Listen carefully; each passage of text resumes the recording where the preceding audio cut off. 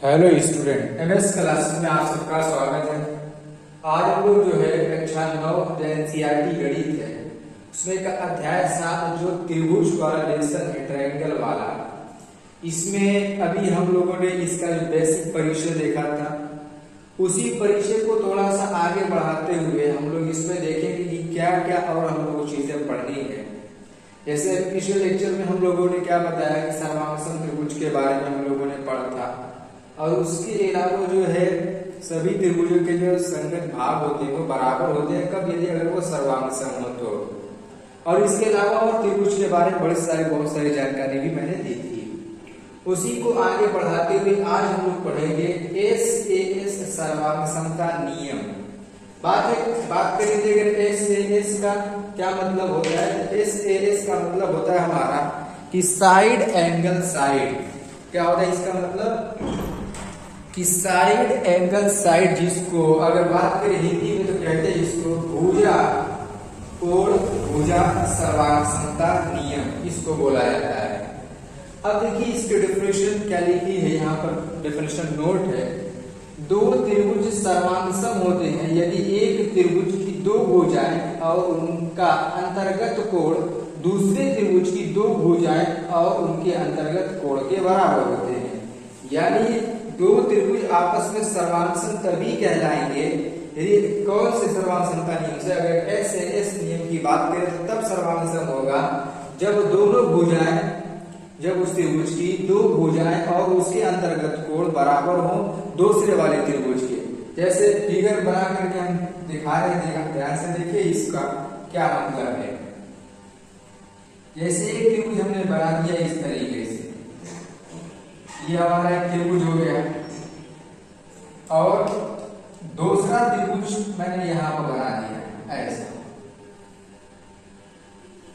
इस तरीके से दो त्रिभुज हम लोगों ने ले लिया। अब देखिए यहां पर इस त्रिभुज का नाम दे दें कि ए बी और सी, इसका नाम दे दें पी क्यू आर। ये त्रिभुज का हमने नाम दे दिया इस तरीके से। इसी में हम लोगों को देखना है कि ये त्रिभुज सर्वांगसम कब होगा।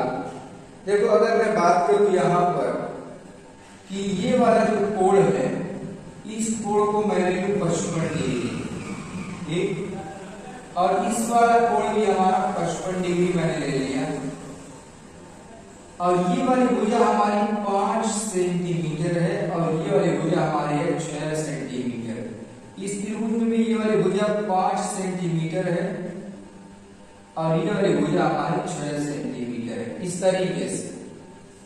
तो हमने दो त्रिभुज ले लिया। अब इसी के अकॉर्डिंग इसी पर हम लोगों को देखना है कि ये नियम इन दोनों त्रिभुज में लगा करके हम लोगों को देखना है। कहते कि दो त्रिभुज सर्वांगसम होंगे यदि एक त्रिभुज की दो भुजाएं और उनके अंतर्गत कोण। देखो दो भुजा अंतर्गत कोण का मतलब इन दोनों भुजाओं के मध्य प्राप्त कोण को अंतर्गत कोण कहा जाएगा। अब देखो इन दोनों भुजा के मध्य कोण यहाँ पर है, इन दोनों भुजा के मध्य कोण यहाँ पर है, ठीक, अंतर्गत कोण है। तब हम कहेंगे कि ये हमारा क्या कहलाएगा, सर्वांगसम त्रिभुज कहलाएगा। कौन सा, एस सर्वांगसमता नियम के साथ ये कहलाएगा सर्वांगसम त्रिभुज है। तो देखिए यहां पर हम लोग ये देख रहे हैं कि ए बी हमारा बराबर हो जाएगा ए बी, इस त्रिभुज में ए बी बराबर है इसके पी क्यू के बराबर है। और दूसरी चीज यहां पर जो कोण बी है, ये कोण बी बराबर हो जाएगा किसके, कोण क्यू के बराबर हो जाएगा। अच्छा, ये मतलब देखिए ये जो भुजा बीसी है, बीसी ये बराबर है किसके, क्यू आर के। तीन चीज बराबर होनी चाहिए।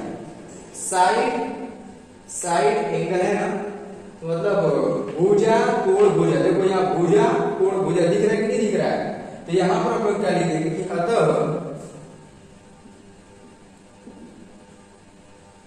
त्रिभुज ए बी सी, देखो ए बी सी जैसे ये दिए उसी हिसाब से ये लिया जाएगा, ये सर्वांगसम होगा। कैसे, देखो ए बी तो यहां से पी क्यू और फिर यहां पर रहेगा आर, पी क्यू आर, ये सर्वांगसम है। कैसे, एस ए एस से इसलिए ये हमारे त्रिभुज क्या कहलाएंगे, सर्वांग सम कहलाएंगे। ये तो हमारा पहली ये सर्वांग सम का नियम हो गया।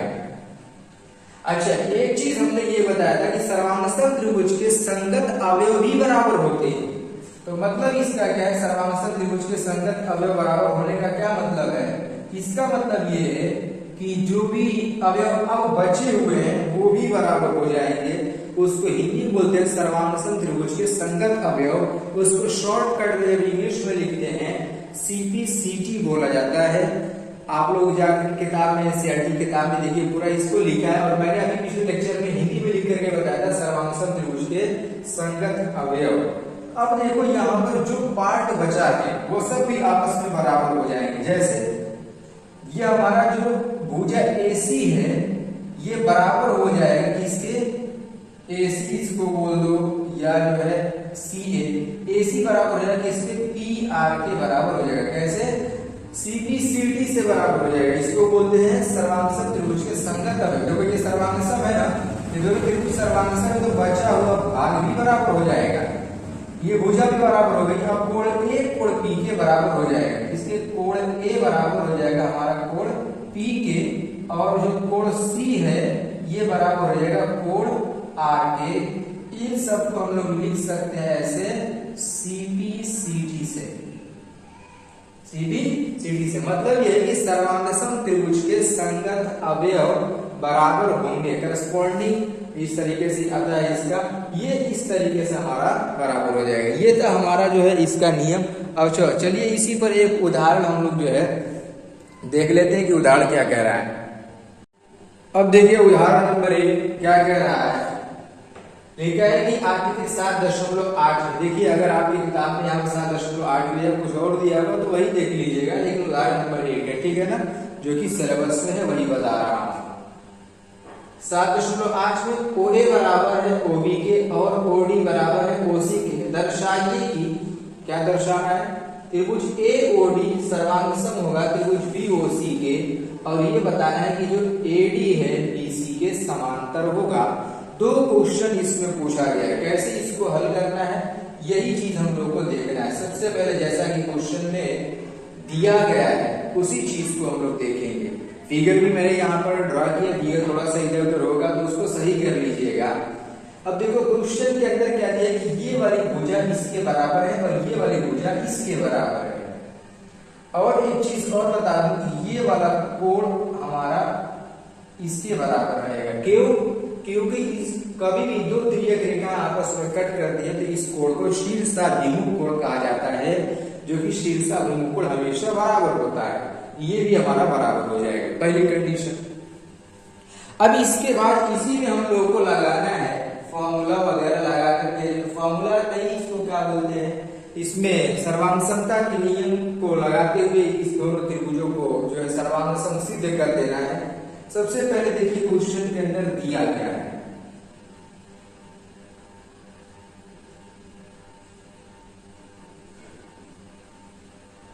दिया है क्या दिया है हमारा कि OA बराबर है OB के और OD बराबर है OC के। ये 2 चीज दी है और हम लोग को जो सिद्ध करना है वो देखो यहाँ पर 2 चीजें सिद्ध करने के लिए दिया है, लिख भी दे रहे हैं।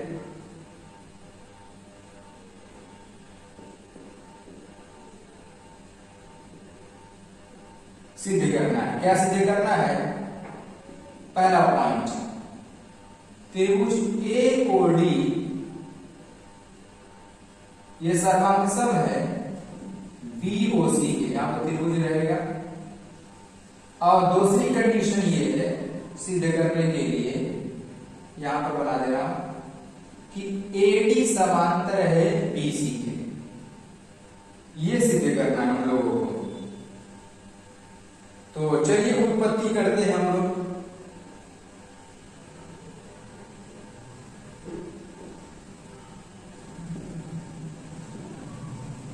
अब देखिए हम लोगों को 2 त्रिभुज लेना है, ये दोनों त्रिभुज को लेकर के सिद्ध करना है, ठीक है, कि त्रिभुज AOD वो त्रिभुज BOC में इन्हीं दोनों त्रिभुजों को सिद्ध करना है तो इन्हीं दोनों त्रिभुजों को ले लिया जाएगा। अब देखिए कैसे इसमें हम लोग सिद्ध करेंगे। सबसे पहले तो हम लोग देख रहे हैं कि जो दिया है उसको ले लो। सबसे पहले देखो ये वाली भुजा दी है हम लोगों को कि AO बराबर BO OB। देखो यहाँ पर OA बराबर यहाँ पर दिया है OB, ये क्वेश्चन में दिया है तो इसको लिखेंगे कि दिया है। और दूसरी चीज यहां पर देखिए, ये जो कोण O है इसका नामकरण कर दे रहा हूं 1 और 2, ठीक है ना। दोनों त्रिभुज में अलग अलग हो जाएगा, वैसे तो हमारा सेम हो जाएगा। तो यहां पर लोग कह सकते कोण 1 बराबर कोण 2, ये बराबर है। किस तरीके से बराबर है, इसका रीजन क्या है, शीर्षाभिमुख कोण इसको बोलते हैं।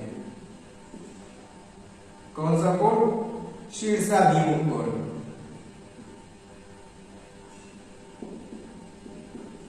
ये बराबर हो गया। अब दूसरी कंडीशन में जरा देखिए कि OD बराबर है OC के, ये भी क्वेश्चन के अंदर दिया है।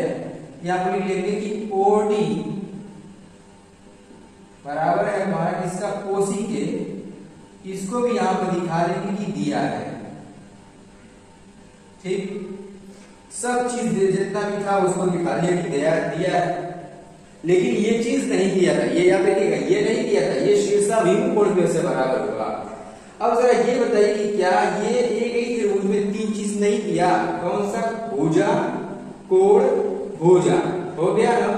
भुजा कोण भुजा एक ही त्रिभुज में दे दिया गया, तो हम लोग यहाँ पर क्या लिख सकते हैं, लिखेंगे कि त्रिभुज, अतः त्रिभुज AOD सर्वांगसम है। कौन से त्रिभुज का, देखो कौन सा त्रिभुज लिए हैं, BOC।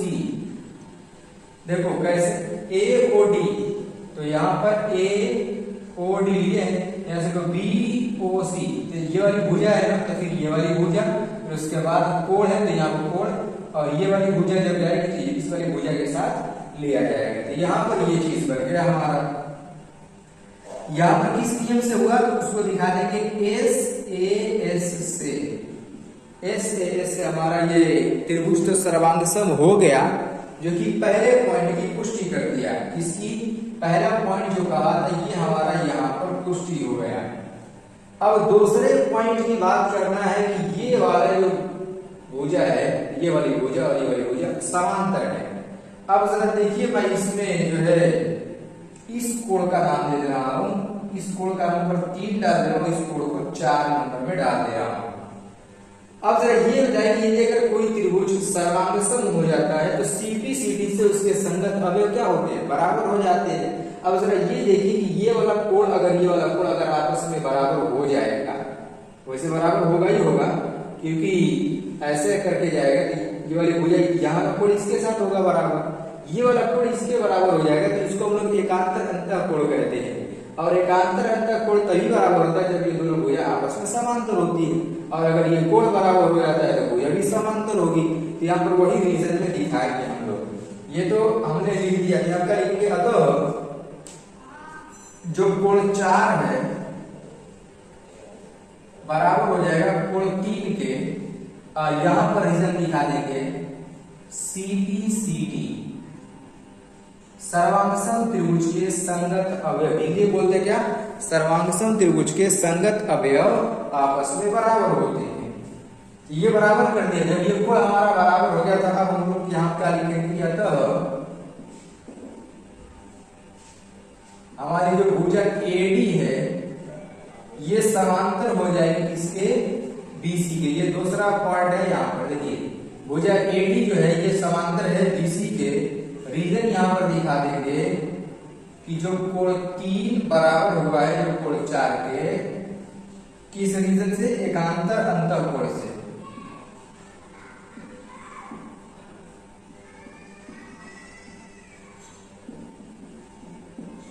एकांतर अंतःकोण से बराबर हुआ है, तो ये भी हमारा आपस में, ये जो क्या हो जाएगा, हमारा समांतर हो जाएगा। इस तरीके से जो हम लोग सिद्ध कर देंगे।